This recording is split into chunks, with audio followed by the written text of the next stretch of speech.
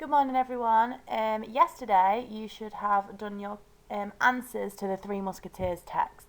So that was a PDF that I had attached to Dojo. We've been looking at it for the previous couple of days in school, seeing that it's a script, and we were just looking at what the actors were saying. We're having to go and acting it out.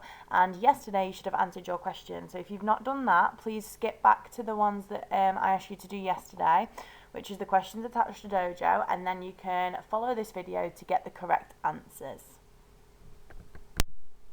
So here you can see the extract on your screen. It's from the Three Musketeers, written in 1844, yet set in 1620. It was a stage adaptation of the story, so it's been adapted into a couple of movies and into a play now. So you can see that we've got the scene setting at the beginning here, which we spoke about in class, and then down the left hand side we've got the characters followed by their colon telling me what they say.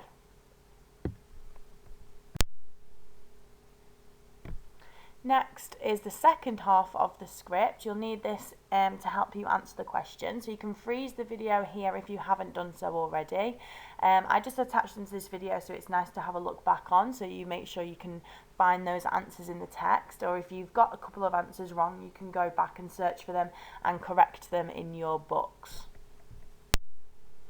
Okay, so here are the questions. We had numbers 1 to 9, and it was out of 13, I believe. 2, 3, 4, 5, 6, 7, 8, 9, 10, 11, 12. Oh, 12, oh no, 13 this time. Yeah, 13 as always. It's out of 13, possible of 13 marks. So I'm going to go through the answers now, so please get ready to tick your answers, or if you've got them wrong, like we do in class, please just put a little cross next to it and then rewrite the correct answer underneath, so telling me where you went wrong and how you've corrected that to then give yourself the mark.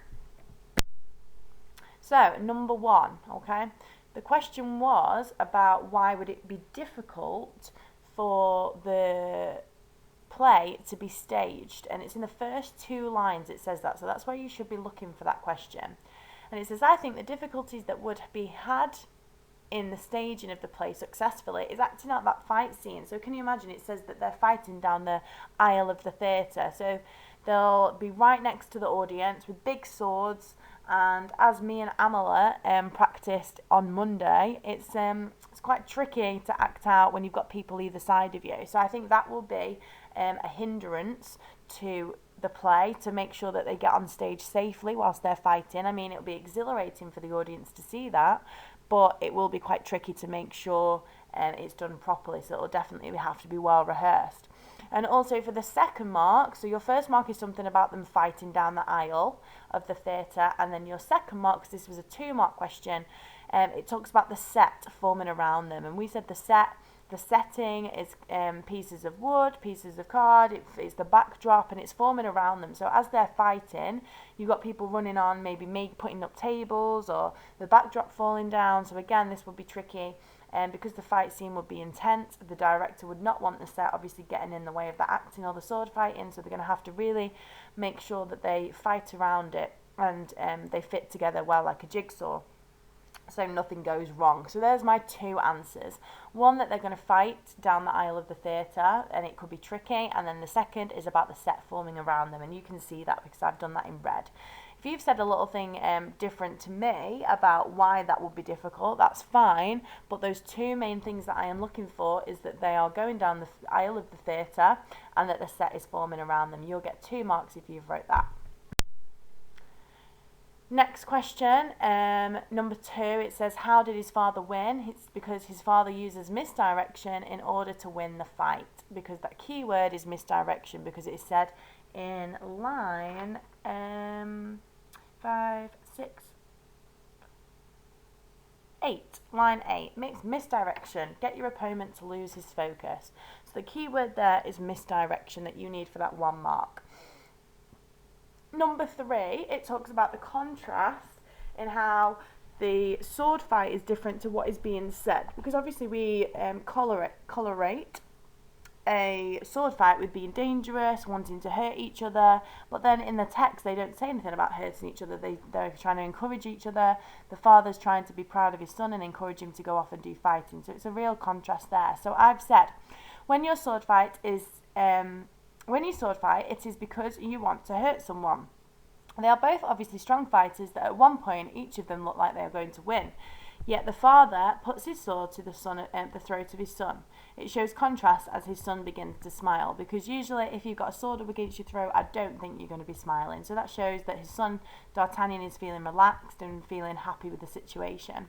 It then goes on to discuss courage and not fighting unless it's necessary. So in the text it said why he should only fight, because he should do it to protect the king, and he should be doing it to ensure it's safe and not put yourself in danger. However, it's obviously a contrast because at the start of the scene they're just having a sword fight anyway, so it kind of goes against what he's saying. So if you've got the key points that I've got in red, it's only 1 mark and I've wrote quite a lot. So I'm only looking for it's a contrast because they're sword fighting and he basically tells him not to in the text. So it's a bit of a difference of opinion there. It's only 1 mark, so I'm not looking for loads. I've just done a variety of answers so you can see what you could have had. Okay, number 4, it says, what will he need to be a good man? And you needed all of these because it's in the one sentence. So it's not just one of them that he needs, it's all of them to become a great man. And you will find that in line number 10 and 11. So it says that he needs a drawn mind, so he needs to be focused, common sense, a will to succeed, and a kind heart. So you need all those 4 things to get those 1 marks. Question 5 said, what would be a synonym for combat? So a similar word with the same meaning, but a different word with the same meaning. Of combat would be duel, so fight. You could have had, obviously it means fight, it means duel, to be in combat, to go against each other.